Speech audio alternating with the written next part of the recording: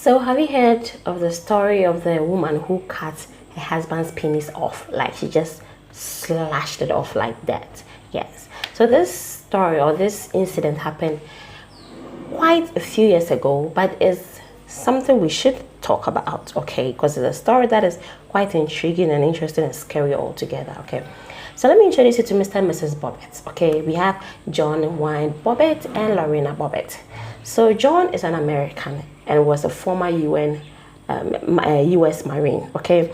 Lorena, on the other hand, was an Ecuadorian immigrant and who had moved to the U.S.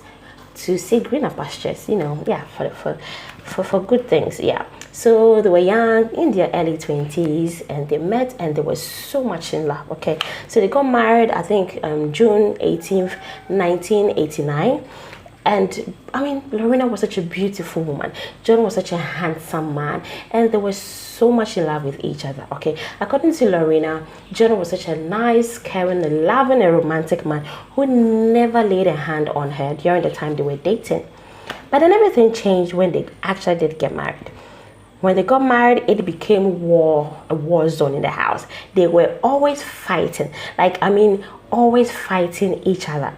The police were called to the house several occasions, okay? Neighbors would see Lorena with some marks on her body, and she was always saying that it was John who was inflicting those wounds on her.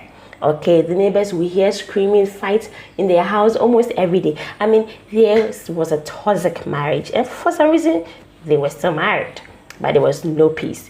According to Lorena, she was going through sexual assault, emotional abuse, physical abuse. Name all the abuse. She was going through it. When it comes to the sexual assault, John was like, "You are my wife.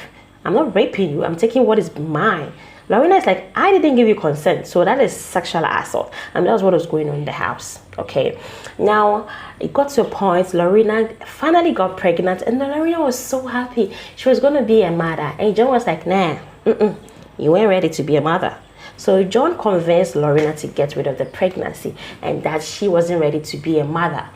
Lorena wasn't really happy about the whole idea of getting rid of the pregnancy, but she was scared of losing John if she doesn't do it. So she went for the abortions to save her marriage. Okay, so she did that. But they were constantly fighting, always fighting over things that they were not even supposed to fight about. They were fighting about them. So finally, Lorena went to the police, told the police that she wanted an order of protection against the husband.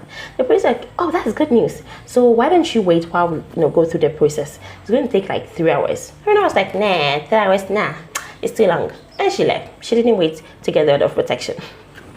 Now, on a fateful June 23rd, 1993, John and his friend Robert, okay, Robert had come to visit for some time, so he was staying with them. John and Robert decided to go out to have a little fun, just to, unwind. So they left, went out, have a lot of fun, met their friends, just chill like that, and decided to come back later in the night. So when they came back, Lorena was asleep. At this point, we have 2 accounts of what actually happened during that night. According to John, when he came back, Lorena was asleep. He didn't say a word to Lorena. She just came and went to sleep by her. He didn't touch her. Lorena started touching him, and he also started touching her sort of. But he was like, "Nah, I'm not ready for sex. No, I can't do it. I don't want to do it." So he did not have sex with Lorena, although there was a little touching. That's what he said. And then he just fell asleep. Now, according to Lorena, she was asleep when John and Robert came back home. And she got to know they were back because of the loud bang John made when he shut the door closed. So John came to the bedroom and just pounced on her, held her hands so tight that she was even feeling pains, and then tried ripping off her panties to have sex with her. Now, Lorena said she told him, "No, I don't want to have sex." And John was like, "Nah, you're my wife. You're going to do it." So eventually John had sex with Lorena without her consent. Now after the sex, he fell asleep. He's died, right? So Lorena was just looking at the man sleeping beside her. She was pissed, she was sad. She decided to go to the kitchen to get a glass of water. So she got to the kitchen to get a glass of water, and she saw the kitchen knife, a sharp kitchen knife just lying there.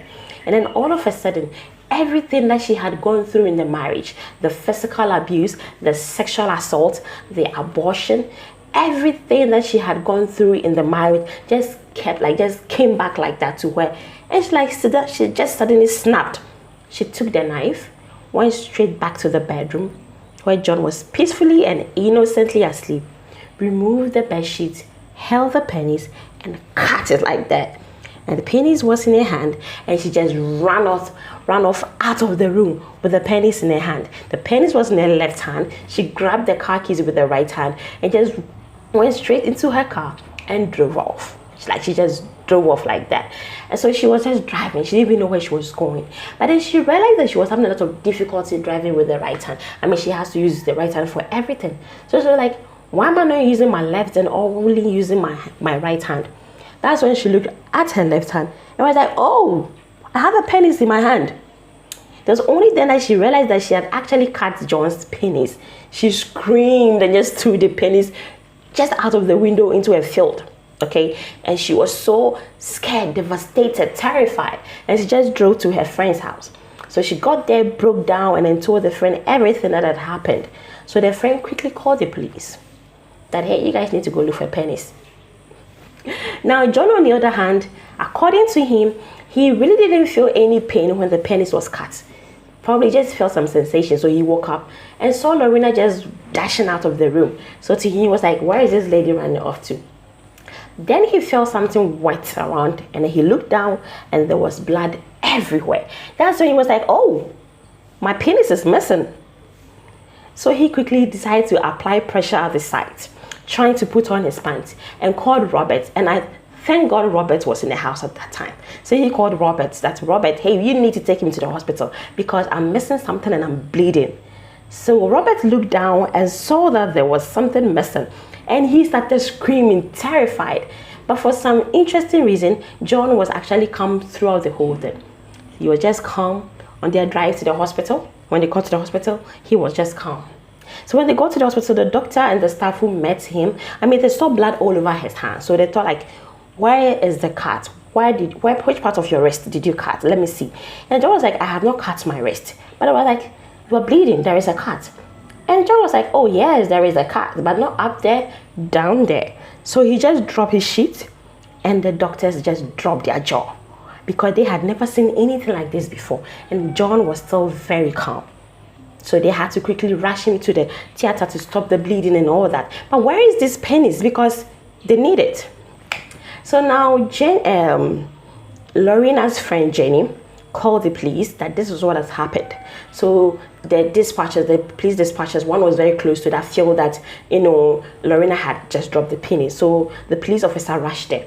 Now this is a big field and it's late in the night. How on earth is the police going to find these pennies? But fortunately for John, the police did find the pennies lying on the field dirty.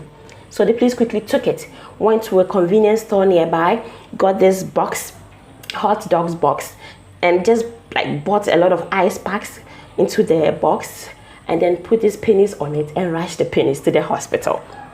And fortunately for John, they were able to reattach the pennies to his body, and it took 9 hours for this surgery to be done.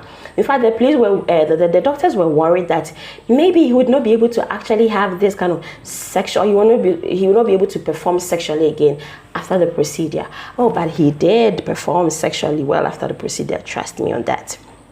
Now Lorena was arrested and was charged with a malicious wound, okay, and she could face 20 years if she was found guilty. Now John was also arrested and was also charged with marital sexual assault. So it was at the court that Lorena came out to say everything that she had gone through in the marriage, how abusive John was, all the pain, all the fight that had gone on in the house. She just came to say everything, how it had led to depression, how she was so sad, how she was so scared in her marriage. John was like, hey, wait a minute, don't blame everything on me. John did admit that they fight a lot, but he wasn't that abusive as to how Lorena was, describing him. He tried changing his words several times, that he didn't sleep with her. But then the prosecutors were like, we actually do have lab results that indicate that you had sex with her that night. Then he was like, hey, I quite remember that sometimes when I'm asleep, I do things that I don't remember. So maybe I was asleep when we had sex. Maybe I was asleep when it happened. But I can assure you guys that even if we did have sex, it was consensual. I did not force her. Now, during this court hearing, we came to know that Lorena actually did tell one of the police officers that one of the reasons why she was pissed was the fact that he was always having sex and was always having an orgasm, and he doesn't allow her to also have an orgasm. Once he has an orgasm, he finished the job, and he's so selfish. Yeah, he told the police that. So the case went on through 1994, and the jury found John not guilty.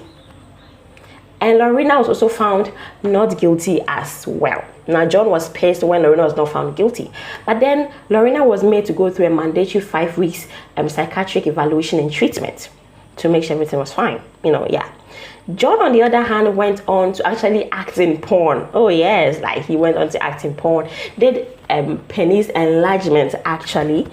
And yeah, had an interesting life. Both of them went their ways, had interesting lives. They divorced in 1995, and this news was so popular. It was famous everywhere because a woman had cut the husband's penis off. So it was a popular, everybody was talking about it. The women were super excited that finally a woman has stood up to the husband, that kind of thing.